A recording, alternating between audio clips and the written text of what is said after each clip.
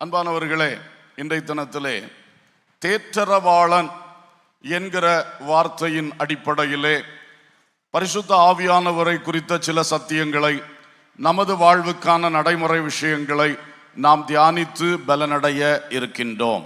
அல்லேலூயா. பரிசுத்த ஆவியானவரை பற்றி அநேக வார்த்தைகள் பைபிளில் பயன்படுத்தப்பட்டிருக்கிறது. அதிலே ஒரு வார்த்தை தேற்றரவாளன் என்ற வார்த்தை. பொதுவாக தமிழ் பைபிளிலே 5 முறை தேற்றரவாளன் என்கிற வார்த்தை வருகிறது. அதிலே 4 முறை அது பரிசுத்த ஆவியானவரை குறிக்கிறதாக பயன்படுத்தப்பட்டிருக்கிறது. இந்த தேற்றரவாளன் என்கிற வார்த்தைக்கு கிரேக்க வார்த்தை பேராக்லெட்டோஸ் என்கிற ஒரு வார்த்தை. இந்த பேராக்லெட்டோஸ் என்கிற வார்த்தைக்கு பல்வேறு அழகான அர்த்தங்கள் கொடுக்கப்படுகிறது. ஒன்று, ஹெல்ப்பர், சகாயர், ஹெல்ப் பண்ணுகிறவர், உதவி செய்கிறவர். சகாயர் என்கிற வார்த்தை, தேற்றரவாளன் என்றால் சகாயர், சகாயர் உதவி செய்கிறவர். கம்ஃபர்டர் என்ற இன்னொரு வார்த்தை இருக்கிறது. கம்ஃபர்டர் தேற்றுபவர், நம்மை தேற்றுபவர், திடப்படுத்துபவர், கம்ஃபர்டர். கவுன்சிலர் என்று இன்னொரு அர்த்தம் இருக்கிறது. கவுன்சிலர் என்றால் ஆலோசகர், நமக்கு ஆலோசனை தந்து நமக்கு உதவி செய்கிறவர், நம்மை தேற்றி நமக்கு உதவி செய்கிறவர். அடுத்தது இன்டர்செசர் என்கிற ஒரு அர்த்தம் இருக்கிறது. மத்தியஸ்தர், பரிந்து பேசுகிறவர், நடுநின்று பேசி இரக்கத்தை பெற்று தருகிறவர் என்கிற அந்த மத்தியஸ்தராக உதவி செய்கிற கர்த்தரை குறித்து சொல்லி இருக்கு. இன்னொரு அர்த்தம் அட்வொகேட். அட்வொகேட்னா பரிந்து பேசுகிறவர், பரிந்து பேசுகிறவர், நமக்காக தேவனிடத்தில் பேசி உதவி செய்கிறவர். இப்படி பல அர்த்தங்கள் கொண்ட தேற்றரவாளன் என்கிற வார்த்தை 4 முறை பைபிளில் பயன்படுத்தப்பட்டிருக்கும் பொழுது அந்த வார்த்தையோடு ஒட்டி அவர் என்ன செய்கிறார் என்பதும் சொல்லப்பட்டிருக்கிறது. அதை இன்றைக்கு நமது வாழ்க்கைக்காக நாம் தியானிப்போம். முதலாவதாக யோவான் சுவிசேஷம் 14வது அதிகாரம் 16வது வசனம். நான் பிதாவை வேண்டிக் கொள்ளுவேன், அப்பொழுது என்றென்றைக்கும் உங்களுடனே கூட இருக்கும் படிக்கு சத்திய ஆவியாகிய வேறொரு தேற்றரவாளனை அவர் உங்களுக்கு தந்தருளுவார். இந்த வசனத்துக்காய் தேவனை மகிமைப்படுத்துவோம். அல்லேலூயா. இதை கவனியுங்கள். இயேசு சீஷர்களுக்கு சொன்ன வார்த்தை என்ன வார்த்தை? நான், அதாவது இயேசு பிதாவை நோக்கி வேண்டிக் கொள்வாராம். அப்பொழுது பிதாவானவர் உங்களுக்கு எப்பொழுதும் உங்களோட கூட இருக்கும்படி, அதான் இந்த பாயிண்ட், எப்பொழுதும் உங்களோடு கூட இருக்கும்படி வேறொரு தேற்றரவாளனை. இயேசுவும் ஒரு தேற்றரவாளன் தான். அவர் உட்கார்ந்து இவங்களெல்லாம் தேற்றி பலப்படுத்தி நடத்தி வருகிறார். ஆனா இப்போ நான் பரலோகத்துக்கு போறேன், இனி வேறொரு தேற்றரவாளனை பிதாவானவர் உங்களுக்கு என்ன செய்வார்? அனுப்புவார் என்று சொல்லுகிறார். அதுல சொல்லப்பட்ட குறிப்பு என்றென்றைக்கும் உங்களுடனே கூட இருக்கும் படிக்கு. ஒரு அல்லேலூயா சொல்லுவோம். அப்ப இந்த தேற்றரவாளன் கூட இருப்பவர். நான் சொல்ல வருகிற முதல் குறிப்பு தேற்றரவாளன். சொல்லுங்க, கூட இருப்பவர். கூட இருப்பவர், one who abides in us or abiding with us. நம்மளோடு கூட இருக்கிற தேவனுடைய பரிசுத்த ஆவியானவர். அல்லேலூயா. இயேசு கிறிஸ்து மாம்சத்தில் வந்தபடியினால் எப்பொழுதும் எல்லாரோடு கூட இருக்க முடியாது. லாசரு மரித்த பொழுது 4 நாள் தாண்டி தான் இயேசு பெத்தானியா கிராமத்துக்கு வந்தார். இயேசு மாம்சத்தில் அந்த சரீரத்துக்குள் இருந்தார். ஆனா இப்ப சொல்றாரு, நான் போவேன். எப்ப போவேன்? அவர் சிலுவையில் மரித்து அடக்கம் பண்ணப்பட்டு உயிரோடு எழும்பி பரமேறி செல்வார். அதுதான் சொல்றார். ஆனா உங்களோடு எப்பொழுதும் இருக்கும்படி, எப்பொழுதும் இருக்கும்படி வேறொரு தேற்றரவாளன், சத்திய ஆவியாகிய தேற்றரவாளன். அவர் இயேசுவை போல மாம்சத்தில் வரமாட்டார். அவர் ஆவியாயிருக்கிறார், ஆவியாகவே இறங்கி வருவார். அல்லேலூயா. சோ அவர் மனுஷ உள்ளங்களுக்குள் வருவார். நாம் அவரை எத்தனை பேர் விசுவாசிக்கிறோமோ, உமது பரிசுத்த ஆவி எனக்கு தாரும் என்று பிதாவை நோக்கி எத்தனை பேர் விண்ணப்பம் பண்ணுகிறோமோ, அவர்களுடைய உள்ளத்துக்குள் வருவார். வந்து அந்த சத்திய ஆவியாகி அந்த தேற்றரவாளன் நம்முடன் கூடவே இருப்பார். அல்லேலூயா. இந்த வார்த்தை அப்படியே உள்ள எடுத்துக்கொள்ளுங்க. அந்த ஆவியின் மூலமாக நாம் பிதாவானவரோடும் இயேசு கிறிஸ்துவோடும் நெருங்கின ஐக்கியம் உள்ளவர்களாய் மாறுகிறோம். அல்லேலூயா. இப்போ பிதாவோடும் கிறிஸ்துவோடும் பரிசுத்த ஆவியோடும் நமக்கு உறவு உண்டு, ஐக்கியம் உண்டு. அந்த பெரிய ஐக்கியத்தை சிறப்பாக்க, பர்சனலாக்க, தனிப்பட்ட ஒரு உறவாய் மாற்ற, இடையறாத ஒரு உறவாய் மாற்ற பரிசுத்த ஆவி என்கிற தேற்றரவாளனை நமக்காக பிதாவானவர் தந்தருளினார். அல்லேலூயா. அவர் இந்த பூமிக்கு வந்ததை சொல்லுவது தான் இந்த பெந்தெகோஸ்தே தினம். கர்த்தருக்கு ஸ்தோத்திரம். நமக்கு எதுவும் பண்டிகை ஒன்று கிடையாது. ஆனால் உலகமெல்லாம் அதை சொல்லும் பொழுது அந்த சிறப்பான சத்தியத்தை நாம் ஒன்று கூட நினைப்பூட்டிக் கொள்ளுவோம், பலனடைந்து கொள்ளுவோம். அல்லேலூயா, ஸ்தோத்திரம். அப்போ பாருங்கள் தேவ மக்கள், நமக்குள்ளே இருந்து நம்மோடு கூடவே இருப்பதற்கு இந்த பரிசுத்த ஆவியாகிய தேற்றரவாளன். அல்லேலூயா. யாரெல்லாம் இதுவரைக்கும் இந்த பரிசுத்த ஆவியினால நிரப்பப்படலையோ, இந்த சத்தியத்தை நீங்க கேட்கும் பொழுது உங்க உள்ளத்திலிருந்து ஒரு விண்ணப்பம் எழும்பட்டும். அப்பா என்னையும் நிரப்புங்க, இந்த கூட்டம் முடிகிறதுக்குள்ள என்னையும் நிரப்புங்க அப்பா என்று ஒரு தாகம் அப்படியே புறப்பட்டுருச்சுன்னா போதும், அவர் தாகம் உள்ளவன் மேல் தன்னுடைய ஜீவ தண்ணீராகிய ஆவியை ஊற்றுவார். அல்லேலூயா, அல்லேலூயா. எனவே தேவ மக்களே, அந்த விஷயம் நமக்கு ரொம்ப முக்கியம். பரிசுத்த ஆவியினால நிரப்பப்படணும். அப்போ ஆவியானவர் நமக்குள் வந்து வாசம் பண்ணுவார், எப்பொழுதும் நம்முடனே கூட இருப்பார். அல்லேலூயா. இயேசு ஊழியக்காரர்களுக்கு சொன்னார், நீங்கள் புறப்பட்டு போய் சகல ஜாதிகளை சீஷராக்கி பிதா குமாரன் பரிசுத்த ஆவியின் நாமத்தினாலே அவர்களுக்கு ஞானஸ்நானம் கொடுத்து நான் உங்களுக்கு கற்றுக் கொடுத்த யாவையும் அவர்கள் கை கொள்ளும்படி அவர்களுக்கு உபதேசம் பண்ணுங்கள்.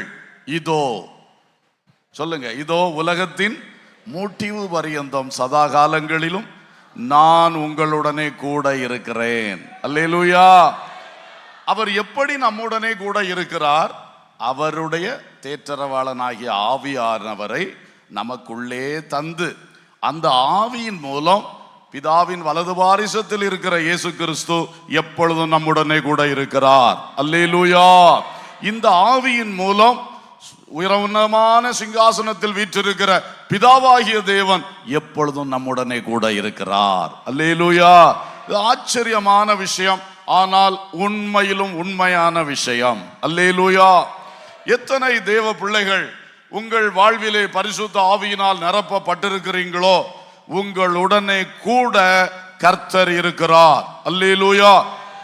அப்போ நீங்க பயப்பட அவசியமே இல்லை, அங்கலாய்க்க அவசியமே இல்லை. உங்களுடனே கூட இருக்கிறவன் சொன்னா, நீங்க பள்ளிக்கூடத்துக்கு போகும்போதும் அவர் உங்களுடனே கூட இருக்கிறார். ஆபீஸுக்கு அல்லது வேலைக்கு போகும்பொழுதும் அவர் உங்களுடனே கூட இருக்கிறார். உங்க விவசாயத்துல, உங்க தோட்டத்துல, உங்க யாத்திரைகளில, எந்த இடத்திலும் பரிசுத்த ஆவியானவர் உங்களுடனே கூட இருக்கிறார். அல்லேலூயா. ஒவ்வொருத்தரும் தனிப்பட்ட முறையில் எடுத்துக்கொள்ளணும். எனக்குள்ளே இருக்கிறார், என்னோட கூட இருக்கிறார். எனக்குள்ளே இருக்கிறார், என்னோட கூட இருக்கிறார். பரிசுத்த ஆவி என்னோட கூட இருக்கிறார். அப்போ எந்த இடத்துல போனாலும் உடனே கர்த்தர்ட்ட பேசிட்டே இருக்கலாம், கர்த்தரிடத்தில் பேசிக்கொண்டே இருக்கலாம்.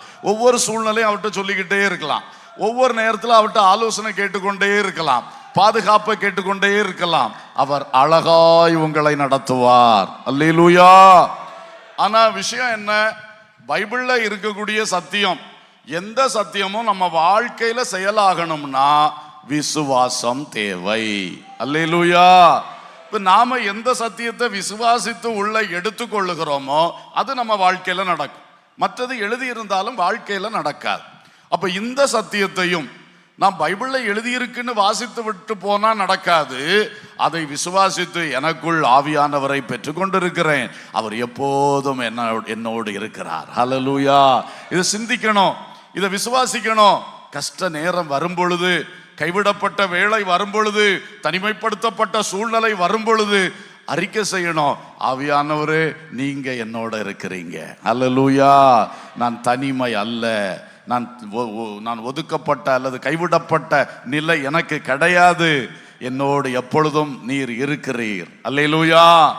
சிலரெல்லாம் வேலைக்கு போயிட்டு அல்லது ஏதாவது காரியங்களில் போயிட்டு ஆபத்தான இடங்கள் வழியாக வர்றீங்க, தனிமையில் ராத்திரி நேரத்தில் வருகிறீங்க, பயப்படாதிருங்கள். அப்பெல்லாம் ஆண்டவரோட பேசிக்கொண்டே வாங்க, பேசிக்கொண்டே வாங்க. அல்லேலூயா, அல்லேலூயா. கர்த்தருக்கு ஸ்தோத்திரம். ஆண்டவரோட பேசிக்கொண்டே வரும் பொழுது ஆண்டவர் நம்மை பலப்படுத்தி நடத்துவார். அல்லேலூயா, ஸ்தோத்திரம். அதே மாதிரி பணிகள் செய்யும் பொழுதும் அவர் கூட இருக்கிறார். அவருக்கு தெரியாத சப்ஜெக்டே கிடையாது. அவர் சர்வ ஞானமுள்ள தெய்வம். அப்போ உங்களுக்கு எந்த பாடம் படிக்கிறது கஷ்டம், அவர் உங்களோடு கூட இருக்கிறார். உதவியை கேளுங்க, அவர் சகாயர், உதவி செய்வார். உங்களுக்கு ஒரு ப்ராஜெக்ட் செய்கிறீங்க அல்லது ஒரு முக்கியமான விஷயம் செய்கிறீங்க, அதில் ஒரு கஷ்டம் இருக்குது, அது என்னன்னு தெரியல, தீர்வு காண முடியல, இப்படியெல்லாம் உங்கள் வேலைகளில் உங்கள் தொழில்களில் வரும்போது அவர் இருக்கிறார் கூடவே. எதுக்கு பயப்படணும்? அவர்கிட்ட கேட்டா போதும், அவர் ஆலோசனை தருவார். அல்லேலூயா.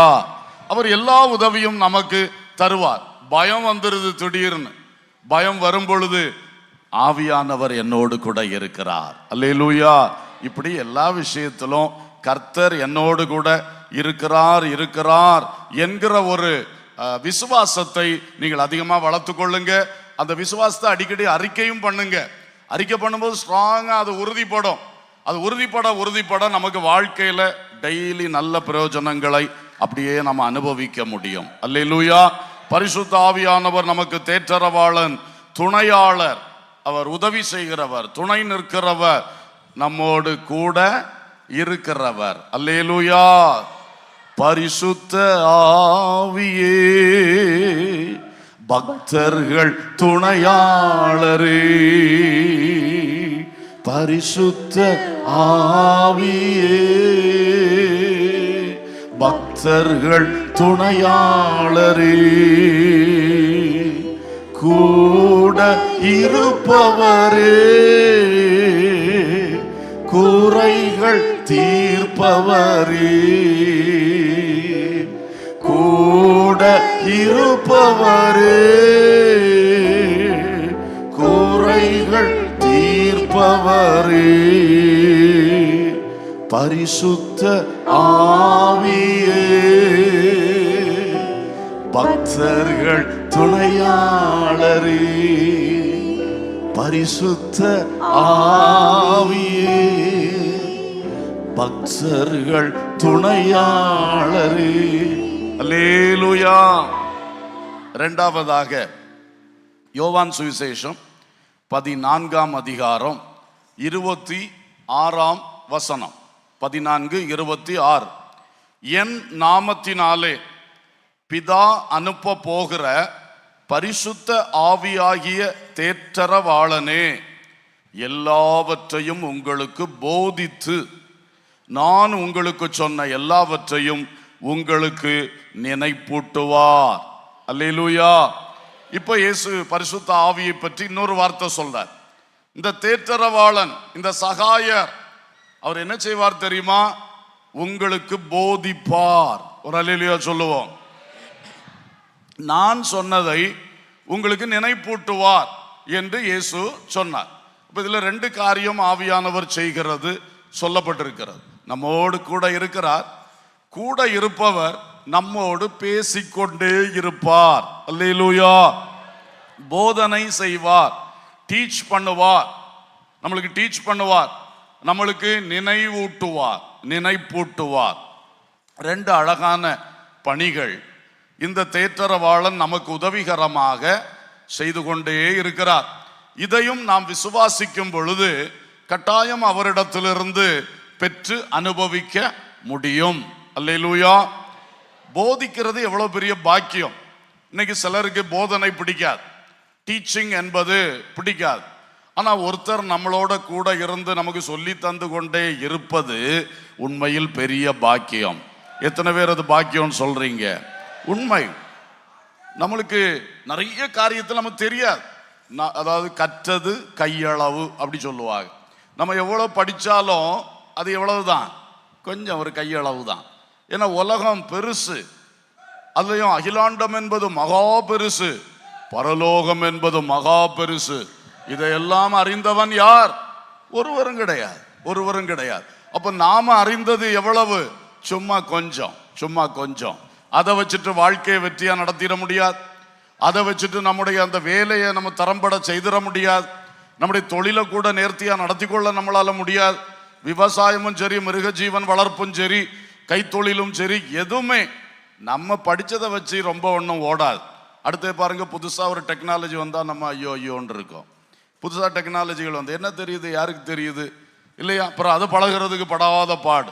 ஆனா இது எல்லா விஷயத்திலும் நடைமுறை வாழ்வுக்கு போதனை தந்து கொண்டிருக்க பரிசுத்த ஆவி நம்முடனே இருக்கிறார். ஆமென், அல்லேலூயா. அப்போ அவரை நம்ம யூஸ் பண்ணணும். எப்பவும் கேட்டுக்கிட்டே இருக்கணும், கேட்டுக்கிட்டே இருக்கணும். ஆண்டவரே என்ன செய்ய? ஆண்டவரே இது இப்படி இருக்கே, ரொம்ப சிக்கலா இருக்கே, என்னப்பா என்ன செய்யப்பா? இப்படி கேட்டுக்கிட்டே இருக்கிற உள்ளங்களுக்கு அவர் பேசிக்கொண்டே இருப்பார். அல்லேலூயா. நாம் கூப்பிட்டால் அவர் பதில் தருவார். அப்பான்னு கூப்பிட்டா மகனே மகளே என்று நிச்சயம் அவர் பதில் தருவார். ஆமென். பழகணும், பழகணும். உள்ளத்திலே தான் இருக்கிறார், வேற எங்கேயும் இல்லை, இங்கே தான் இருக்கிறார். அப்போ அடிக்கடி கூப்பிட்டுக்கிட்டே இருக்கலாம், கேட்டுக்கொண்டே இருக்கலாம். பைபிள் வாசிக்கிறோம், புரியல, இது என்ன வசனம், ஒன்றும் புரியலையே, உடனே அங்கலாய்க்க வேண்டிய தேவையில்லை, உடனே கேட்கலாமே. அவர் தானே இந்த பைபிளையுடைய ஆக்கியோன். The author of the Bible is the Holy Spirit. அவர் தான் பைபிள் தந்தவர். அவர்கிட்ட கேட்டால் கரெக்டாக சொல்லி தருவார். அல்லேலூயா. எதுவானாலும் கர்த்தரிடத்தில் கேட்கலாம். நாம் கற்றுக்கொண்ட வசனம், நாம் புரிந்து கொண்ட சத்தியம், சில சமயம் வாழ்க்கையில் ஒன்று நடக்கும் பொழுது ஒரு பிடியும் இருக்காது. நான் அப்படி இல்லை வசனம் கற்றுக்கொண்டேன், இதெல்லாம் சத்தியம், ஆனால் எனக்கு ஏன் இப்படி நடக்குது? இந்த பிரச்சனை விசுவாசிகள் தேவ ஊழியர்களுக்கு சில சமயம் வரும்.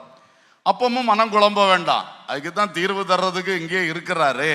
உடனே கேட்கலாம், அப்பா இந்த சத்தியத்தை நான் இப்படி இல்லை நான் படிச்சிருக்கேன், இப்படி இல்லை எனக்கு அது புரிஞ்சிருக்கு, ஆனால் ஏன் இப்படி நடக்கு?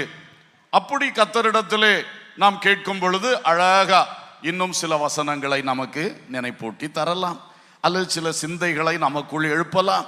எழுப்பி அதில் ஒரு தெளிவு தருவார். அல்லேலூயா, ஸ்தோத்திரம். ஆகவே நிச்சயமாக பரிசுத்த ஆவியானவர் நமக்கு எல்லா நிலையிலும் போதிக்கிறவராக இருக்கிறார். ஆமென். அவர் போதிக்கிறவர் என்பதற்கு நிறைய வசனங்கள் இருக்கு, ஒன்று ரெண்டு நினைப்பூட்டுகிறேன். சங்கீதம் 143:10 சொல்லுகிறது, உமக்கு பிரியமானதை செய்ய எனக்கு போதித்தருளும், நீரே என் தேவன், உம்முடைய நல்ல ஆவி என்னை செம்மையான வழியிலே நடத்துவாராக. அல்லேலூயா. கர்த்தருக்கு பிரியமானது என்னன்னு நமக்கு தெரியாது, அதை கர்த்தருடைய நல்ல ஆவி நமக்கு போதித்து நம்மை அந்த செவ்வையான வழியில் நடத்துவார். ஒரு அல்லேலூயா சொல்லுவோம். அப்போ சில வேளை இது செய்தா ஆண்டவருக்கு பிடிக்குமா பிடிக்காதா, இது செய்யலாமா செய்யக்கூடாதா, இந்த இடத்துக்கு போகலாமா போகக்கூடாதா, இப்படியெல்லாம் சில இது நமக்கு வருகிறது. அப்படி வரும் பொழுதும் அழகா சொல்லியிருக்கு, அவர் கர்த்தருக்கு பிரியமானதை நமக்கு போதிக்கிறவர். அல்லேலூயா. ஏனென்றால் பரிசுத்த ஆவியானவர் பிதாவின் இருதயத்தின் ஆழத்தை அறிந்தவர். அல்லேலூயா. அவர் பிதாவினிடத்திலிருந்து புறப்பட்டு வருகிறவர், அவர் திருத்துவத்தில் ஒருவர். அதனால அப்பா பிதாவுக்கு என்ன விருப்பம் என்பது அவருக்கு நன்றாக தெரியும். அதை நமக்கு போதித்து அழகா தேவனுக்கு பிரியமானதை செய்ய, தேவனுக்கு சித்தமானதை செய்ய நம்மை வழி நடத்துவார். அல்லேலூயா. 1 யோவான் 2:27 சொல்லுகிறது, நீங்கள் அவராலே பெற்ற அபிஷேகம் உங்களில் தங்கி உங்களில் நிலைத்திருக்கிறது, ஒருவரும் உங்களுக்கு போதிக்க வேண்டுவதில்லை, அந்த அபிஷேகம் சகலத்தையும் குறித்து உங்களுக்கு போதிக்கிறது. அல்லேலூயா. அப்ப பாருங்கள், அந்த பரிசுத்த ஆவியின் அபிஷேகம் நமக்குள் இருந்தால் அந்த அபிஷேகம் சகலத்தை குறித்தும், சகலத்தை குறித்தும், வீட்டு காரியமா, சமையல் காரியமா, என்ன காரியம், அல்லது உறவுகள் விஷயத்தில் உள்ள காரியமா, பொருளாதார ரீதியில் உள்ள காரியமா, நீங்கள் நடத்துகிற பல காரியங்கள் அதில் உள்ள விஷயமா, எதுவா இருக்கட்டுமே, எல்லாவற்றை குறித்தும் நீ பெற்ற அபிஷேகம் உன்னை போதிக்கிறது என்று இந்த வசனம் சொல்லுகிறது. அல்லேலூயா. தெய்வீக விஷயங்களிலும் நிச்சயம் அவர் போதிக்கிறார். அவர் போதித்து நம்மை அழகாக நடத்துகிறார். கர்த்தருக்கு ஸ்தோத்திரம்.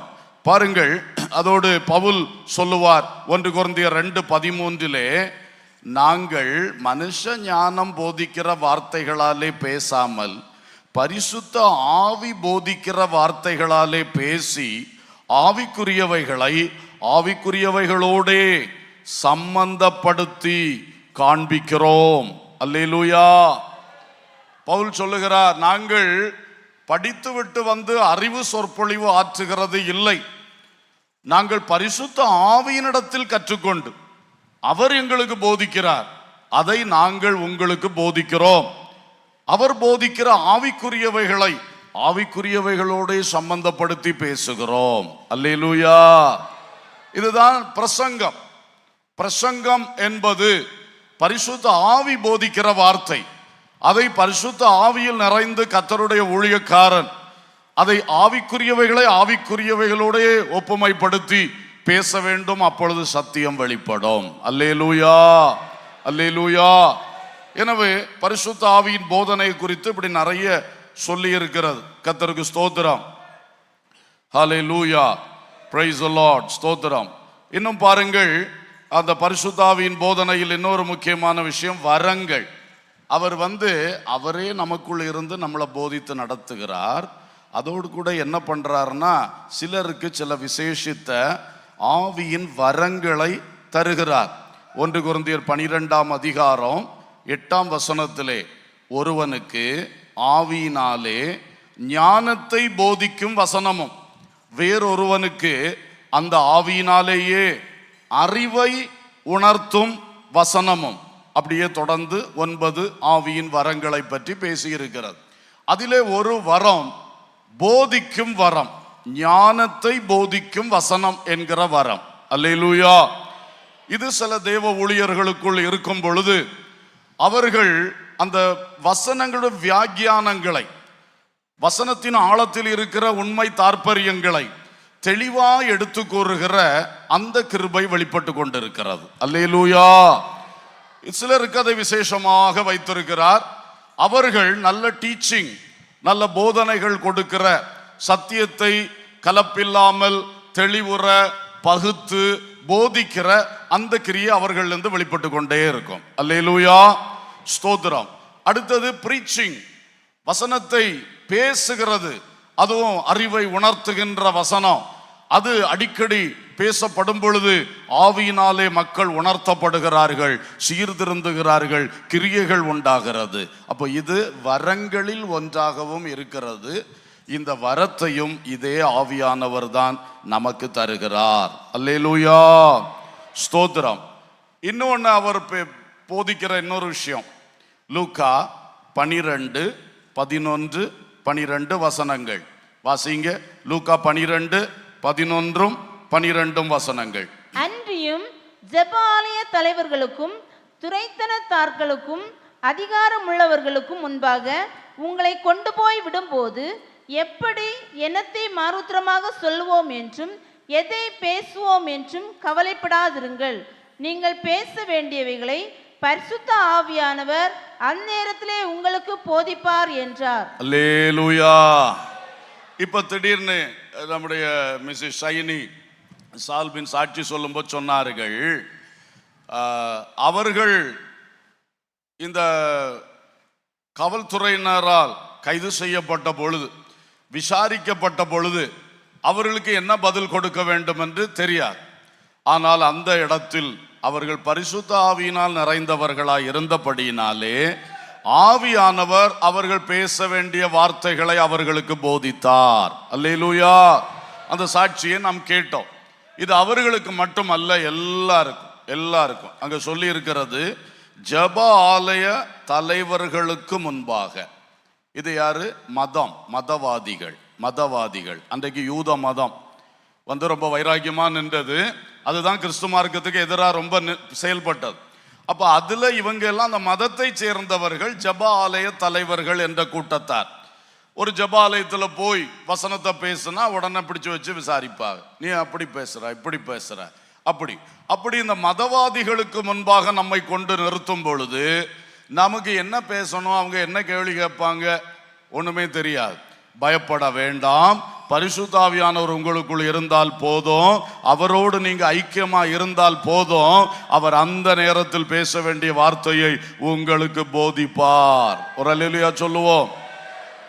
அடுத்தது, ஜெபாலய தலைவர்களுக்கும் துரைத்தனத்தார்களுக்கும் அதிகாரம் உள்ளவர்களுக்கும்.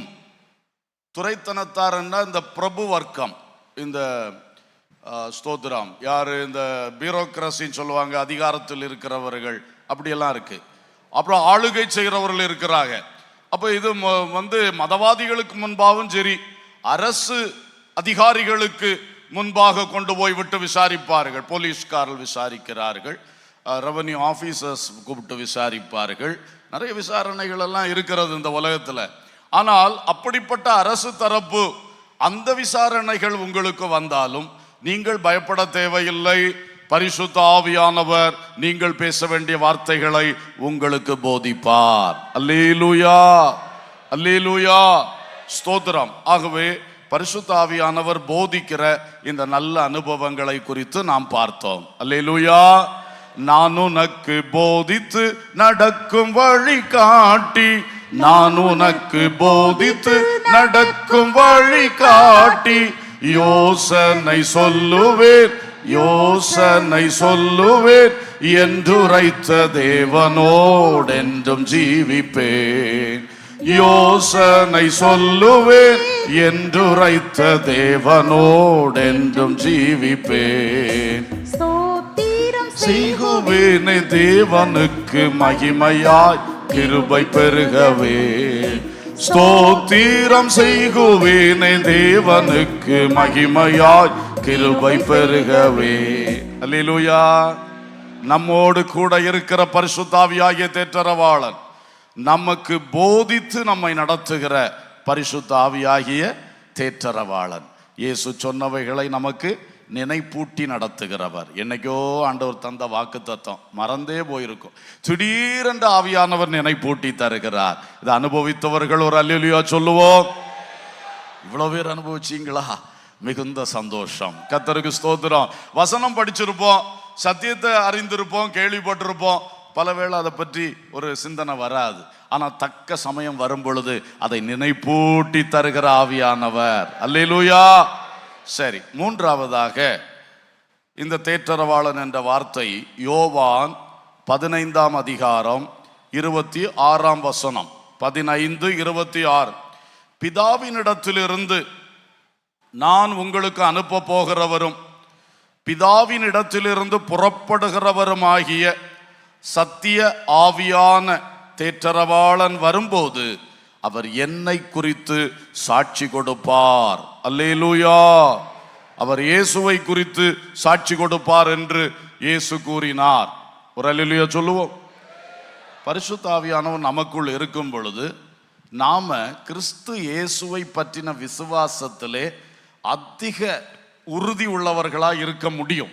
ஏன்னா அவர் நமக்குள்ளே இருந்து நம்முடைய சிந்தைகளிலே இயேசுவை பற்றின சாட்சியை பலமா கொடுத்துக்கிட்டே இருப்பார். அல்லேலூயா. ஏன்னா இயேசுவை பற்றின சாட்சி, இவர்தான் இரட்சகர், இவர்தான் மேசியா, இவர்தான் வரப்போகிறவர், இவர்தான் ராஜ்யத்தை உடையவர் என்று சொல்லக்கூடிய இந்த சிந்தைகள் ஒரு விசுவாசிக்குள், ஒரு தேவ ஊழியக்காரருக்குள் உறுதியா இல்லைன்னா நல்லா அப்படியே கொஞ்சம் கொஞ்சமா ட்ரிஃப்ட் ஆகி போயிடும், அப்படி கீழ் நோக்கி போயிடும், கீழ் நோக்கி போயிடும். இயேசு மேல இருக்கிற விசுவாசம் குறைவுபட்டு கொண்டே போயிடும். இயேசுதான் என்கிறது அந்த சாட்சி, இயேசுவை பற்றின சாட்சி யாருக்குள் நல்ல உறுதியா எழும்பி கொண்டு இருக்கிறதோ அவர்கள் எந்த சூழ்நிலையிலும் அசைந்து போக மாட்டார்கள். ஹல்லேலூயா. ஏன்னா இயேசுவே பெரியவர், தேவாலயத்திலும் பெரியவர், யோனாவிலும் பெரியவர், சாலமோனிலும் பெரியவர், எல்லாரிலும் பெரியவர். ஹல்லேலூயா. உலகத்தில் இருப்பவனிலும் நம்மில் இருக்கிறவர் பெரியவர், பெரியவர், பெரியவர். ஆனா இதெல்லாம் அறிவுல இருக்கு, பலவேளை விசுவாசத்துல வரமாட்டேங்கி. அதுக்கு தான் ஆவியானவர் அவரை குறித்து நமக்குள்ளே ஸ்ட்ராங்கான சாட்சி கொடுத்து கொண்டே இருப்பார். அல்லேலூயா. பரிசுத்த ஆவி நமக்குள் செய்கிற இன்னொரு விசேஷமான காரியம் இது. இயேசுவை குறித்து சாட்சி கொடுப்பார். இன்னொரு இடத்துல சொல்லி இருக்க, அவர் இயேசுவை நம் வாழ்வில் மேன்மைப்படுத்தி காட்டுவார். அல்லேலூயா. அந்த சாட்சி பலமா இருக்கும் பொழுதுதான் இயேசு நம் வாழ்வில் மேன்மையாய் வெளிப்பட முடியும். அல்லேலூயா, ஸ்தோத்திரம். ஆகவே தேவ மக்கள் இந்த அனுபவத்தையும் பெற்றுக்கொள்ளணும். ஆவியானவர் இயேசுவை குறித்து நமக்குள்ளே பலமான சாட்சி கொடுத்து கொண்டே இருக்கிறார். அதனால தான் நம்மளுக்கு இயேசு மேல உள்ள விசுவாசம் இன்னும் ஸ்திரப்பட்டு கொண்டு பலப்பட்டு கொண்டே வருகிறது. அல்லேலூயா. இன்னும் அவர் வசனம் வாசிக்கும் பொழுது, சிந்திக்கும் பொழுது, ஜெபம் பண்ணும் பொழுது, ஆராதிக்கும் பொழுது, எல்லா நேரத்திலும் இயேசுவை பற்றின சாட்சியை நமக்குள் இன்னும் வலுவாய் தருவாராக. ஆமென். அது மட்டும் இல்ல, நம்மை குறித்தும் சாட்சி கொடுப்பார். இயேசுவை குறித்து மட்டுமல்ல, நம்முடைய உள்ளத்துக்குள்ள இருந்து நம்முடைய அந்தரங்கங்கள் சகலத்தையும் அறிந்திருக்கிறதுனால நம்மை குறித்தும் சாட்சி கொடுக்கிறவர் அவரே. அல்லேலூயா, ஸ்தோத்திரம். இதை பற்றி 1 யோவான் 5:6 சொல்லி இருக்கிறது. இயேசு கிறிஸ்துவாகிய இவரே ஜலத்தினாலும் இரத்தத்தினாலும் வந்தவர், ஜலத்தினாலே மாத்திரம் அல்ல, ஜலத்தினாலும் இரத்தத்தினாலும் வந்தவர், ஆவியானவர் சத்தியமாகையால் ஆவியானவரே சாட்சி கொடுக்கிறவர். அல்லேலூயா. இயேசுவை குறித்து ஸ்ட்ராங்கான சாட்சி கொடுக்கிறார். நம்மை குறித்தும் சாட்சி கொடுப்பார். அல்லேலூயா. வேதத்தில் ஒரு வசனம் இருக்கிறது, வெளிப்படுத்தல் 14:13 என்று எனக்கு ஞாபகம். கர்த்தருக்கு ஸ்தோத்திரம். கிறிஸ்துவுக்குள் மரிக்கிறவர்கள் இது முதல் பாக்கியவான்கள் என்று எழுது. அவள் தங்கள் பிரயாசங்களை விட்டொழிந்து இளைப்பாறுவார்கள், ஆவியானவரும் ஆம் என்று திருவுளம் பற்றுகிறார். அப்போ ஒரு கிறிஸ்துவுக்குள் வாழுகிற தேவ பிள்ளை, நம்முடைய வாழ்க்கையின் முடிவு தான் கிறிஸ்துவுக்குள் மரிப்பது, நித்திரை அடைவது. அப்போ அந்த நேரத்தில் நம்மை பற்றின ரிப்போர்ட், அறிக்கை, வாழ்வு முழுவதும் நாம் எப்படி வாழ்ந்தோம், என்ன விதமான நித்திய மகிமைக்கு நாம் தகுதி அடைந்திருக்கிறோம், இதெல்லாம் பற்றி அவர் ஒரு ஆம் ஆம் என்று அவர் திருவுளம் பற்றி, இன்னொரு வார்த்தையில் சொன்னால் சிக்னேச்சரும் சீலும் வச்சு நம்ம ரிப்போர்ட் அங்கே அனுப்புகிறார். அல்லேலூயா. நிறைய ரிப்போர்ட்ஸ் பார்க்குறோம். ஆஃபீஸில் வேலை செய்கிறவங்களுக்கு தெரியும், மருத்துவமனைகளில் வேலை செய்கிறவங்களுக்கு தெரியும், ரிப்போர்ட்ஸ் நிறைய பண்ணுவோம். அந்த ரிப்போர்ட்ஸ் எல்லாமே கடைசியில் அந்த சம்பந்தப்பட்ட அதிகாரியுடைய கையெழுத்து இருக்கணும், அந்த அலுவலகத்தினுடைய முத்திரை சீல் இருக்கணும், இல்லாட்டா ரிப்போர்ட் செல்லுபடியாகாது. அதே மாதிரி ஆவியானவர் நம் லைஃப் முழுசும் நம்மளுக்கு உள்ளே இருந்து நம்மளை நடத்தி, எல்லாம் தெரியும், எல்லா அப்ஸ் அண்ட் டவுன்ஸ் எல்லாமே அவருக்கு தெரியும். இதை ரெக்கார்ட் பண்ணுறார். கடைசியில் மூச்சு போகும்போது ஃபைலை க்ளோஸ் பண்ணி கையெழுத்து போட்டு ஆம் என்று திருவுளம் பற்றி இளைப்பாறுதலுக்குள் அனுப்புகிறார். அல்லேலூயா. ஸோ அதுக்கு பிறகு அந்த மகிமை தான். இளைப்பாற போன பிறகு கூட்டவும் முடியாது, குறைக்கவும் முடியாது. ஆகவே இப்படியெல்லாம் ஆவியானவர் கிரியை செய்கிறார். இயேசுவை குறித்து பலமான சாட்சி கொடுக்கிறார். ஆனால் நம்முடைய விசுவாசம் பலனடைகிறது. நம்மை குறித்தும் சாட்சி கொடுக்க வேண்டிய நேரமெல்லாம் சாட்சி கொடுப்பார். நம்மை குறித்து நம்மிடத்திலே சாட்சி கொடுப்பார். அல்லேலூயா. கர்த்தருடைய பந்திக்கு ஆயத்தமாகும் பொழுது நாம் சொல்லுவோம், நீங்கள் நான் தேவனோடு மனுஷரோடு ஒப்புரவாக இருக்கிறேன்னு சொல்லி அறிக்கை பண்ணுங்க. நீங்கள் அதை ஆவியானவர் உங்களுக்கு ஆம் என்று சொல்லுவார். அப்போ தைரியமாக கர்த்தருடைய பந்தியில் இருங்கன்னு சொல்லுவோம். இதான் அர்த்தம். நம்மை குறித்தும் அவர் சாட்சி கொடுக்கிறவர். ஆமேன். ஒரு அல்லேலூயா. கடைசியாக யோவான் சுவிசேஷம் 16வது அதிகாரம் 7 சில வசனங்கள் கவனியுங்கள். நான் உங்களுக்கு உண்மையை சொல்லுகிறேன், நான் போகிறது உங்களுக்கு பிரயோஜனமாயிருக்கும். நான் போகாதிருந்தால் தேற்றரவாளன் உங்களிடத்தில் வரார். நான் போவேனே ஆகில் அவரை உங்களிடத்திற்கு அனுப்புவேன். இப்ப கவனிங்க, அவர் பாவத்தை குறித்தும் நீதியை குறித்தும் நியாய தீர்ப்பை குறித்தும் உலகத்தை கண்டித்து உணர்த்துவார். உணர்த்துகிற ஆவியானவர். இனி அதுக்கு ஒரு விளக்கம். அவர்கள் என்னை விசுவாசியாதபடியினாலே பாவத்தை குறித்து உணர்த்துவார்.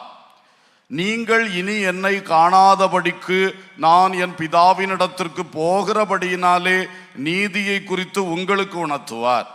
இந்த உலகத்தின் அதிபதி நியாயம் தீர்க்கப்பட்டதினாலே நியாய தீர்ப்பை குறித்தும் கண்டித்து உணர்த்துவார். அல்லேலூயா. இப்பொழுது தேற்றரவாளனுடைய அடுத்த ஒரு கிரியை உணர்த்துகிற கிரியை, உணர்த்துகிற ஒரு கிரியை. அல்லேலூயா. இது நமக்கு ரொம்ப வேணும். உணர்த்தப்படாவிட்டால் கெட்டு போய்விடும். நாம் செய்கிறது தவறு என்ற உணர்வு நம்முடைய உள்ளத்துக்குள் எழும்பாவிட்டால் நாம் தொடர்ந்து தப்பு செய்து அதிகமான கேட்டுக்குள் போய்விடுவோம். இதான் நடக்குது இன்றைக்கு. உணர்வு இல்லை, தவறை உணரவில்லை, பாவத்தை உணரவில்லை. உணர்வில்லாம மனுஷன் தப்பு செஞ்சுட்டே இருக்கிறான், துணிகரமா போயிட்டே இருக்கிறான். என்ன? ஆவியானவருடைய உணர்வை பெற்றுக்கொள்ளல. அல்லேலூயா. சின்ன பிள்ளைகள் முதல் பெரியோர் வரைக்கும் இதுல ரொம்ப ஆண்டவர்கிட்ட கேட்க வேண்டிய ஒரு விஷயம், என்னை உணர்த்தும் அப்பா. ஆவியானவரே என்ன பண்ணும்? உணர்த்தும், உணர்த்தும், உணர்த்தும். இல்ல 3 விஷயம் சொல்லி இருக்கு. உலகத்தை பாவத்தை குறித்து உணர்த்துவார். உலகத்தில் இருக்காக ஆவியானவர் அசைவாடும் பொழுது அந்த குறிப்பிட்ட மனுஷனுக்கு அல்லது ஒரு கூட்டம் மனிதர்களுக்கு தான் பாவி என்ற உணர்வு வரும். அது வரைக்கும் தான் செய்யறதான் கரெக்டுன்னு தான் அந்த மனுஷன் நினைப்பான், அந்த கூட்டத்தார் நினைப்பார்கள். ஆனா என்னைக்கு ஆவியானவர் அவங்க மேல அசைவாடுறாரோ அப்பதான் ஐயோ நான் ஒரு பாவி. ஏன்னா உணர்வு வந்துட்டு பாவத்தை குறித்து உணர்த்துகிறார். அடுத்தது நமக்கு என்ன அதிகமா உணர்த்துறாரா? நீதியை குறித்து உணர்த்துகிறார். ஏன்னா நான் உங்களோட கூட இருந்து நீ பேசிட்டு இருக்க மாட்டேன், நான் பிதாவின் வலது பார்சத்தில் போய் உட்காருவேன். ஆனா ஆவியானவர் உங்களுக்குள்ள இருந்து நீதியை குறித்து உங்களுக்கு என்ன பண்ணிக்கிட்டே இருப்பாரு? உணர்த்தி கொண்டே இருப்பார். நீதி என்றால் தேவனுடைய சட்டம், தேவனுடைய நியாயம், அதுதான் நீதி. அந்த தேவ நீதியை நமக்கு உணர்த்துவார். ஒவ்வொரு காரியம் செய்யும் போது இதுல தேவ நீதி இதுதான் என்று உணர்வு தருவார். அப்ப இந்த உணர்த்துதல் வரும் பொழுது நாம நீதி கேடு செய்ய மாட்டோம், வசனத்தை விட்டு வலதுபுறம் இடதுபுறம் சாய மாட்டோம். தேவ நீதியாகிய வசனத்தின் சத்தியத்துல நம்மை நிறுத்துவதற்கு தான். அதை விட்டு ரைட் ஆர் லெஃப்ட் கொஞ்சம் சாயும் பொழுது உணர்வு வருது. ஐயோ சரியில்லையே, இப்படி பேசியிருக்க கூடாது, இப்படி செஞ்சிருக்க கூடாது, இந்த காரியத்தில் போய் நான் ஈடுபட்டு இருக்க கூடாது. உணர்வு வருகிறது. அடுத்தது இந்த உலகத்தின் அதிபதியாகிய பிசாஸ், அவன் நியாயம் தீர்க்கப்பட்டதனால். ஏன் இப்படி சொல்றாரு? அவன் இனிதான் நியாயம் தீர்க்கப்பட போகிறான். ஆனா இப்பவுமே அவனை பற்றின நியாய தீர்ப்பு பைபிள்ல எழுதியாச்சு. அவனுக்கு இனி என்ன நடக்கும் எல்லாம் கிளியரா எழுதியாச்சு. இயேசுவின் வருகையில் அவனை பூமியில தள்ளுவாரு. அப்புறம் 1000 வருஷ அரசாட்சி தொடங்கும் பொழுது அவனை பிடித்து பாதாள குழியிலே சிறை வைப்பார். அப்புறம் கடைசியிலே எருசலேம் யுத்தம் முடிஞ்ச உடனே அவனை அக்கினியும் கந்தகம் எரிகிற கடலிலே தள்ளி போடுவார். அதான் அவனுக்கு இறுதி நியாய தீர்ப்பு. ஆனா இப்போ எல்லாம் எழுதி நம்ம கையிலே தந்தாச்சு. அவனுக்கும் தெரியும், அவனும் பைபிள் வாசித்துட்டு தானே இருக்கான், அவன் நல்லா தெரியும் தன்னுடைய நியாய தீர்ப்பு அவன் தலையிலே எழுதி தந்திருக்கு. அப்ப எல்லாருக்கும் தெரியும் இந்த பிசாசுக்கு கடைசியில முடிவு என்ன. அப்போ அந்த பிசாசின் கூட்டத்தில் நாம சேர்ந்து விடாமல் இருக்க, பிசாசின் தந்திரத்தால் நாம் வஞ்சிக்கப்பட்டு விடாமல் இருக்க கர்த்தர் நமக்கும் நியாய தீர்ப்பை குறித்து எச்சரித்து கொண்டே வருகிறார். அல்லேலூயா. எதை செய்தாலும் ஒரு உணர்வு, நான் கிறிஸ்துவின் நியாயாசனத்துக்கு முன்பாக நிக்கணுமே. மனுஷனை ஏமாற்றலாம், அதிகாரங்களை கூட இன்னைக்கு சில இடங்கள்ல தனக்கு இஷ்டம் போல ரெடி பண்ணிக்கிடலாம். ஆனால் இந்த நீதியுள்ள நியாயாதிபதிக்கு முன்னால அப்படி ஒரு வேலைப்பாடும் நடக்காது. அல்லேலூயா. அதை குறித்து உணர்வு. ஐயோ நரகம் பயங்கரமானது, அக்கினி கடல் எவ்வளவு பயங்கரமானது. இந்த உணர்வு வந்தா தான் மனுஷன் தப்பு செய்ய மாட்டான். அல்லேலூயா. அப்ப மனுஷன் தேவநீதியை நடப்பித்து தேவனுக்கு பிரியமா இருந்து அவன் ஆசீர்வதிக்கப்படுவான், கர்த்தரோடு சேர்க்கப்படுவான், நித்திய மகிமையா இருக்கும். அல்லேலூயா. சரி, ஆனாலும் தேவ பிள்ளைகள் இந்த உணர்வை அதிகமா விரும்புங்க. உணர்வு வேணும்னா முதல்ல ஆவியானவரோட நல்லா பழகி அவருக்கு நல்ல இடம் கொடுக்கத்தான் அவர் இந்த கிரியையெல்லாம் செய்ய முடியும். எந்த கிரியை அவர் செய்யணும்னா நம்ம என்ன செய்யணும்? இடம் கொடுக்கணும், அதை விரும்பணும். அப்பொழுது கர்த்தர் செய்வார். அல்லேலூயா. நம்ம வாழ்க்கையில பொதுவாக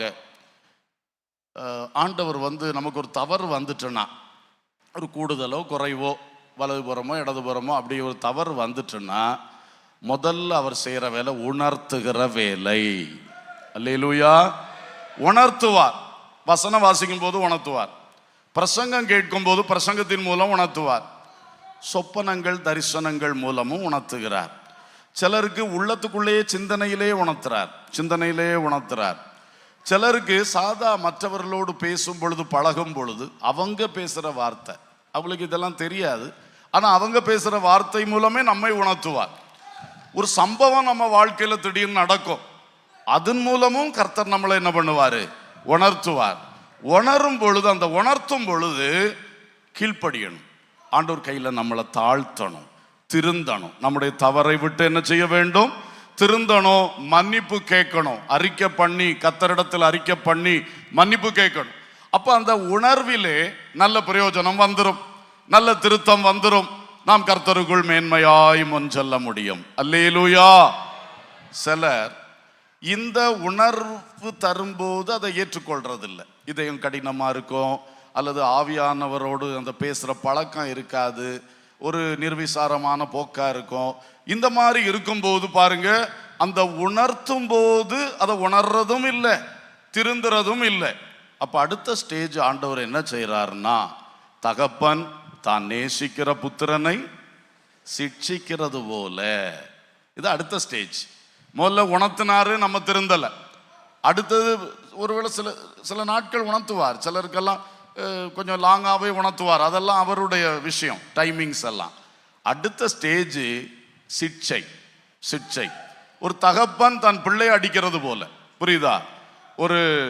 ஒரு எதிராளி தாக்கி தள்ளுகிறது போல அல்ல, தகப்பன் தான் நேசிக்கிற புத்திரனை சொல்லுங்க சிட்சிக்கிறது போல. நம்ம பிள்ளைக்கு நம்ம சொல்லி சொல்லி உணர்த்தியாச்சு, கீழ்ப்படியலைன்னா அடுத்து என்ன கொடுப்போம், ஒரு அடி கொடுப்போம், அல்லது ஒரு சிட்சை கொடுப்போம். உனக்கு இப்போ இது தரமாட்டேன், அது தரமாட்டேன், சிட்சை கொடுப்போம். இந்த மாதிரி தகப்பன், நம்முடைய பரம தகப்பன் நம்ம நேசிக்கிறதுனால ஆவியின் மூலம் உணர்த்துறாரு. உணர்வில் சரியா வரலன்னு சொன்னா அடுத்த ஸ்டேஜ் சில தண்டனைன்னு சொல்றதை விட சிட்சை, பனிஷ்மெண்ட்ஸ் சிலது தருகிறார். அதுக்கு இங்கிலீஷ்ல வார்த்தை சாஸ்டைஸ்மெண்ட், சிட்சை என்பது திருந்துவதற்கு அடிக்கிறது, நல்லாக்குறதுக்குன்னு ஒரு கஷ்டத்தை கொடுக்கிறது, இதுதான் இந்த சிட்சை. அப்ப அந்த ஸ்டேஜ் சிலருக்கு வந்துடும். அப்போ ரொம்ப புத்திசாலியா இருக்கணும், அடுத்த ஸ்டேஜுக்கு போற விட்டுறக்கூடாது. முதல் ஸ்டேஜிலேயே நம்ம திருந்திட்டோம்னா நமக்கு பாக்கியம். அல்லேலூயா. ஒரு சிட்சையும் இல்லை, ஒரு பிரச்சனையும் இல்லை. ரெண்டாவது போனா அது அன்பினால செய்யறது தான், ஆனாலும் சிட்சை வேதனை தானே, வலி தானே, கஷ்டம் தானே. அந்த நிலைக்குள் போகக்கூடாது. அப்படி யாராவது போயிருந்தா கூட இனி அந்த இடத்துல உணரணும், அந்த இடத்துல அப்பாவை நோக்கி கூப்பிடணும். அவர் நேசித்து தான் சிட்சித்திருக்கிறார், உன்னை திருத்தி சரிபடுத்தி விடுவார். அல்லேலூயா. இனி அந்த ஸ்டேஜ் தாண்டி போனா என்னன்னா லூஸ்ல விட்டுருவார். நீ உன் அக்கிரமத்தை செய்யி. அக்கிரமம் செய்யறதுக்கு எல்லாம் கை கூடிக்கிட்டே இருக்கும், சாத்தான் நல்லா சப்போர்ட் கொடுத்துட்டே இருப்பான். கொடுத்து கொடுத்து கொடுத்து கொஞ்ச காலம் அந்த அக்கிரமம் பெருகும். அப்புறம் அக்கிரமம் நிறைவாகும். அக்கிரமம் நிறைவாகும் பொழுது அடி விழும், தண்டனை உண்டாகும், அழிவு உண்டாகும். ஆமென். பைபிள்ல சொல்லி இருக்கு, எமோரியருடைய அக்கிரமம் இன்னும் நிறைவேறவில்லையே. அதனால எமோரியருடைய அக்கிரமம் ஆண்டவர் வச்சிருக்கிற அந்த அளவுக்கு அது ஏறி ஏறி வரும் வரைக்கும் பொறுமையா இருந்தார்.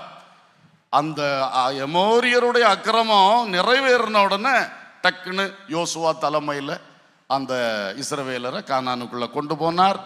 எல்லா குரூப்புகளையும், எல்லாம் எமோரிய செட்டுகள் எல்லாரையும் துரத்தி தேசத்தை சுதந்தரித்தார்கள். ஹல்லேலூயா. அப்ப எமோரியருடைய அக்கிரமம் நிறைவாகும் வரை கர்த்தர் பொறுமையாய் காத்திருந்தார். உன் அக்கிரமத்தை நல்லா செய், இன்னும் பெருக பண்ணு விட்டுருவார். ஏன்னா அவர் உணர்த்தின பொழுது நீ திருந்தல, அவர் சிட்சித்த பொழுதும் நீ திருந்தல, இனி உனக்கு அழிவு, இனி உனக்கு தண்டனை. அப்போ விட்டுறார். ஒரு உணர்வும் அதுக்கு பிறகு இருக்காது, ஒரு சிட்சையும் இருக்காது. நீ நல்ல சுகத்தோடு இருந்து அக்கிரமம் செஞ்சுட்டே இருப்ப. நல்ல உனக்கு கைகூடும் காரியங்கள் அப்படியே அக்கிரமம் செஞ்சு கடைசியில் எதுக்கு நேரா போகுது? அழிவு. இதுதான் பெரிய ஆபத்து. அதனால தேவ மக்களே, நமக்கு பரிசுத்த ஆவியானவர் நமக்குள் இருக்கிறார். அவர் உணர்த்தும் பொழுதே திருந்திக் கொள்ளணும். அல்லேலூயா. இப்பொழுது எல்லாரும் கண்களை மூடி கர்த்தரை நாம் நோக்கி பார்க்கலாம். கர்த்தரை நோக்கி பார்க்கலாம். ஒரு 5 நிமிடங்கள் தான் இன்றைக்கு ஜெபம் நடத்த முடியும். ஆனால் எல்லாரும் கொஞ்சம் கான்சன்ட்ரேஷனாக நல்லா ஜெபம் பண்ணுங்க. கர்த்தரை நீங்கள் நோக்கி பார்ப்பீர்களாக. எல்லாரும் 4 வார்த்தைகளை சொல்லி ஒரு ஸ்தோத்திரம் பண்ண போகிறோம். எல்லாரும் முதல்ல ஆமென் ஸ்தோத்திரம் பண்ணுங்க. கர்த்தரை துதியுங்க. ஆமென், ஆமென், ஆமென். ஹல்லேலூயா, ஹல்லேலூயா. என்னோடு கூட இருக்கிறவரேன்னு சொல்லுங்க, சொல்லுங்க. பரிசுத்த ஆவியானவரே, என்னோட கூட இருக்கிறீங்க. சோதரப்பா, சோதரப்பா. சொல்லுங்க, சொல்லுங்க. எல்லாரும் கர்த்தரை நோக்கி, கர்த்தரை நோக்கி. ஹல்லேலூயா, ஹல்லேலூயா, ஹல்லேலூயா. என்னோடு இருக்கிறவரே உமக்கு ஸ்தோத்திரம். எனக்குள் வாசம் பண்ணுகிறவரே உமக்கு ஸ்தோத்திரம், ஸ்தோத்திரம், ஸ்தோத்திரம். எனக்கு பயமே இல்லை, எனக்கு தனிமையே இல்லை. இந்த வார்த்தைகளை கொஞ்சம் சொல்லுங்க. சொல்லும் போது தான் உங்களுக்குள்ள அது உறுதிப்படும். இந்த அறிக்கை ரொம்ப முக்கியம். நான் சொல்றது அப்படியே ஒரு குழந்தை பிள்ளை போல சொல்லுங்க. நீங்களும் இயேசுவே, உமது ஆவியை எனக்கு தந்தீர், என்னோடு இருக்கிறீர். ஆவியானவர் என்னோடு இருக்கிறீர், என்னோடு இருக்கிறீர். உங்க போக்குவரத்துகளை பார்த்து சொல்லுங்க, கர்த்தர் என்னோடு இருக்கிறார். நான் இந்த வழியா பயணம் செய்யும் பொழுது கர்த்தர் என்னோடு இருக்கிறார். இந்த ஆபத்தான இடத்துல ஏறி நான் படி செய்யும் பொழுது கர்த்தர் என்னோடு இருக்கிறார். ஆவியானவர் என்னோடு இருக்கிறார். என் குடும்பத்தில் சில கஷ்டமான சூழ்நிலையில கடந்து செல்லும் பொழுது கர்த்தர் என்னோடு இருக்கிறார். ஆவியானவர் என்னோடு இருக்கிறார். உறவுகளை சமாளிக்க முடியாம கஷ்டப்படுகிற சில சூழ்நிலைகள், கர்த்தருடைய ஆவியானவர் என்னோடு இருக்கிறார், என்னோடு இருக்கிறார். என்னுடைய ப்ராஜெக்ட்ல நான் நெருக்கப்படுகிற வேளைகள், கர்த்தர் என்னோடு இருக்கிறார், கர்த்தர் என்னோடு இருக்கிறார். தம்பிமாரெல்லாம் கண்ணை மூடி பயபக்தியா ஜெபம் பண்ணு. ஒருவனுடைய கண்ணு கூட திறக்கக்கூடாது. நல்ல கண்ணை மூடி ஒரு தேவ பயமுள்ள பிள்ளைகளா இருக்கணும். எல்லாரும் ஜெபம் பண்ணுங்க. கூட இருக்கிறீர் ஆவியானவரே, கூட இருக்கிறீர் ஆவியானவரே. ஹல்லேலூயா, ஹல்லேலூயா, ஹல்லேலூயா. ஆமென். நீர் எனக்கு போதியும் என்று கேட்போம். எல்லாரும் கேட்போம். அப்பா, டெய்லி என்ன டீச் பண்ணி நடத்துங்கப்பா, என்ன போதித்து நடத்துங்கப்பா. எனக்கு எல்லாம் தெரியாதப்பா. நான் சில சமயம் என்னதோ தெரிஞ்ச மாதிரி நான் நினைச்சுக்கிறேன். அதுவே தப்பான எண்ணம். எனக்கு என்ன தெரியும்? எத்தனை தடவை படித்தாலும் சில காரியம் தெரிய மாட்டேங்குதப்பா, மனசுல நிற்க மாட்டேங்குதப்பா. நினைப்பூட்டி தாங்கப்பா, நினைப்பூட்டி தாங்கப்பா. ஜோம் பண்ணுங்க. படிக்கிற பிள்ளைகள் நல்லா ஜோம் பண்ணு, ஜோம் பண்ணு. நினைப்பூட்டுகிற ஆவியானவர், போதித்து நடத்துகிற ஆவியானவர். ஹல்லேலூயா. வசனத்தை படிக்கும் பொழுது சத்தியத்தை எனக்கு போதிங்க ஆவியானவரே. சும்மா ஏதோ வளவளா நான் படிச்சுட்டு போகாம, எனக்கு அந்த சத்தியம் மனசுக்குள்ள வரட்டும், சத்தியம் எனக்குள்ள குடி கொள்ளட்டும். எனக்கு போதித்து தாங்க, போதித்து தாங்க. ஊழியக்காரர்கள் எல்லாம் ஜெபம் பண்ணுங்க. ஆண்டவரே, பிறருக்கு பிரசங்கிக்க எனக்கு போதியும் அப்பா, பிறருக்கு ஆலோசனை சொல்ல எனக்கு போதியும் அப்பா. என்னை போதித்து நடத்தும் ஆவியானவரே, போதித்து நடத்தும் ஆவியானவரே. ஹல்லேலூயா, ஹல்லேலூயா. போதித்து நடத்தும் ஆவியானவரே. இயேசுவை பற்றின சாட்சியை எனக்குள்ள இன்னும் பலமா தாங்க ஆவியானவரே, பலமா தாங்க. இயேசுன்னு சொன்னா இயேசுதான், அதுல ஒரு கூடுதல் குறைவே கிடையாது. அவ்வளோ ஒரு ஸ்டெடியா நான் நிற்கக்கூடிய அளவில் இயேசுவை பற்றின சாட்சியை எனக்குள்ள இன்னும் பலப்படுத்துங்க ஆவியானவரே, பலப்படுத்துங்க ஆவியானவரே. எந்த விஷயத்திலும் இயேசுவை மீறி போக மாட்டேன், இயேசுவை விட்டு கொடுக்க மாட்டேன். இயேசு, இயேசு, இயேசு, இயேசு. அல்ல உறுதி, உறுதி, உறுதி. ஹல்லேலூயா, ஹல்லேலூயா. பொருட்களுக்கு மேல இயேசு, வேலைக்கு மேல இயேசு, என் வீட்டுக்கு மேல இயேசு. ஆமென். என் பிள்ளைகளுக்கு மேல இயேசு, என் குடும்பத்துக்கும் மேல இயேசு, இயேசு, இயேசு. இயேசுவே உறுதிப்படுத்தும், உறுதிப்படுத்தும், உறுதிப்படுத்தும், உறுதிப்படுத்தும். இயேசுவுக்காக எதையும் நான் சகிக்கலாம், இயேசுவுக்காக எந்த பாடும் படலாம். அவ்வளவு தூரம் இயேசுவை பற்றின சாட்சியை எனக்குள் உறுதிப்படுத்தும் ஆவியானவரே. ஹல்லேலூயா. கடைசி காரியத்தையும் வாய் திறந்து கேட்போம். ஆவியானவரே, என்னை உணர்த்துங்க. எல்லாரும் அப்படியே கூப்பிடுங்க. ஆண்டவரே, சில விஷயத்துல உணர்வு இல்லாதனால நான் செய்யறது தப்புன்னு எனக்கும் தெரிய மாட்டேங்கி என் வாழ்க்கை எங்கேயோ போயிட்டு இருக்கப்பா. அப்பா, என்ன உணர்த்துங்கப்பா, என்ன உணர்த்துங்கப்பா. எல்லா பிள்ளைகளும் வாய் திறந்து கேளுங்க, வாய் திறந்து கேளுங்க. ஆமென். இந்த காலத்துல பெற்றோர் கூட பிள்ளைகளுக்கு சரியா தண்டிச்சு நடத்துறதில்லை. அந்த சூழ்நிலையில இப்போ போயிட்டு இருக்கு. ஆனால் மகனே மகளே, உனக்கு ஆவியானவர் உணர்வு தரும்போது, உன் சண்டே ஸ்கூல்ல உணர்வு தருகிறார், உன்னுடைய பைபிள் வாசிப்புல உணர்வு தருகிறார், உன் ஊழியக்காரருடைய பிரசங்கத்துல உனக்கு உணர்வு தருகிறார். உணர்வுக்கு நேரா வா. பெரியவர்களே, உங்களுக்கும் இந்த உணர்வு எப்போதும் வேண்டும். உணர்வுள்ள இருதயம், உணர்வுள்ள ஆவி, உணர்வுள்ள சிந்தை. அது தப்புல மாட்டிக்காது. அது அது வந்து திசை மாறி போகாது. ஹல்லேலூயா, ஹல்லேலூயா. தாங்க ஆவியானவரே, என்னை உணர்த்துங்க, என்னை அனுதினம் உணர்த்துங்க. எந்த பக்கம் வலதுபுறம் இடதுபுறம் சாஞ்சா உடனே உணர்த்துங்க, உடனே உணர்த்துங்கப்பா. அந்த சிக்ஷைக்கு கூட நான் போகக்கூடாதப்பா. அந்த சிக்ஷை என்கிற 2வது லெவலுக்கு கூட நான் போகக்கூடாதப்பா. என்னை உணர்த்தி திருத்துங்க, உணர்த்தி செவ்வையான வழியில் என்னை நடத்துங்கப்பா. ஆண்டவரே, இந்த 3வது ஸ்டேஜான அழிவு ஒரு பொழுதும் வந்து விடக்கூடாதப்பா. தண்டனை ஒருவர் மேலும் இறங்கி விடக்கூடாதப்பா. அதை எங்களால் தாங்கி கொள்ளவே முடியாதப்பா. அக்கினி கடல் எவ்வளவு பயங்கரமானது, பயங்கரமானது. சிலருக்கு உலகத்துல கூட பயங்கர அழிவுகள், பயங்கர தண்டனைகளை கொடுக்கிறீரே இயேசுவே. ஒவ்வொருவர் மேல் மனம் இறங்கும், மனம் இறங்கும், மனம் இறங்கும். ஒருவராயிலும் அந்த நிலைக்கு போய்விடாதபடிக்கு இந்த பகல் வேளை எல்லாருக்கும் உணர்வை தாரும், உணர்வை தாரும், உணர்வை தாரும். ஹல்லேலூயா, ஹல்லேலூயா, ஹல்லேலூயா. ஸ்தோத்திரம், ஸ்தோத்திரம், ஸ்தோத்திரம். கரங்களை தட்டி கர்த்தரை நாம் ஸ்தோத்திரம் பண்ணுவோம். ஸ்தோத்திரம். ஆவியானவரே உமக்கு ஸ்தோத்திரம், ஸ்தோத்திரம், ஸ்தோத்திரம், ஸ்தோத்திரம், ஸ்தோத்திரம். கூட இருப்பவரே ஸ்தோத்திரம். போதித்து நடத்துகிறவரே ஸ்தோத்திரம். இயேசுவை பற்றி உறுதியான சாட்சி தருகிறவரே ஸ்தோத்திரம். எங்களை உணர்த்தி திருத்தி செவ்வையான பாதையில் நடத்துகிறவரே ஸ்தோத்திரம், ஸ்தோத்திரம், ஸ்தோத்திரம், ஸ்தோத்திரம், ஸ்தோத்திரம், ஸ்தோத்திரம். அன்புள்ள பிதாவே, நல்ல தகப்பனே, நாங்கள் உம்மை துதிக்கிறோம், வாழ்த்துகிறோம். பரிசுத்த ஆவியானவர் தேற்றரவாளனாக எங்களுக்கு செய்கிற முக்கியமான ஒரு 4-5 கிரியைகளை நாங்கள் தியானித்தோம். இது எங்கள் எல்லாருடைய வாழ்வில் தொடர்ந்து டெய்லி நடக்கிற ஒரு நிகழ்வாக மாற வேண்டும் என்று கெஞ்சி மன்றாடுகிறோம். நீங்கள் இதை செய்தீங்கன்னா நாங்கள் எவ்வளவு ஆசீர்வாதமாக இருப்போம். நீங்கள் செய்கிறீங்க, ஆனால் நாங்கள் தான் சில வேளை இடம் கொடுக்காம இருக்கிறோம். இன்றைக்கு எங்களுடைய உள்ளங்கள் அதற்காக திறக்கட்டும் தகப்பனே. நல்ல ஒரு கிரியை உண்டாகட்டும் தகப்பனே. இயேசுவுக்காக உம்மை பின்பற்றி வர்ற பிள்ளைகள் ஒருவராயிலும் ஆண்டவரை கெட்டு அழிந்து போகாதபடிக்கு எல்லாரும் மீட்கப்படத்தக்கதாக, எல்லாரும் மகிமையை சுதந்திரிக்கத்தக்கதாக எல்லாரையும் வழி நடத்த ஜெபிக்கிறோம். கிருபைக்கு ஒப்பு கொடுக்கிறோம். ஆசீர்வதியும். துதி, கனம், மகிமை உமக்கே செலுத்துகிறோம். இயேசுவின் நாமத்தில் கேட்கிறோம் ஜீவனுள்ள பிதாவே, ஆமேன். என் ஆத்துமாவே கர்த்தரை ஸ்தோத்திரி, என் முழு உள்ளமே அவருடைய பரிசுத்த நாமத்தை ஸ்தோத்திரி. என் ஆத்துமாவே கர்த்தரை ஸ்தோத்திரி, அவர் செய்த சகல உபகாரங்களை மறவாதே. ஆமேன். நம்முடைய கர்த்தராகிய இயேசு கிறிஸ்துவின் கிருபையும், பிதாவாகிய தேவனுடைய அன்பும், பரிசுத்த ஆவியானவருடைய ஐக்கியமும், சிநேகமும், வழி நடத்துதலும், பாதுகாவலும் நம் அனைவரோடும் சகல பரிசுத்தவான்களோடும் சதா காலங்களிலும் இருப்பதாக. ஆமேன்.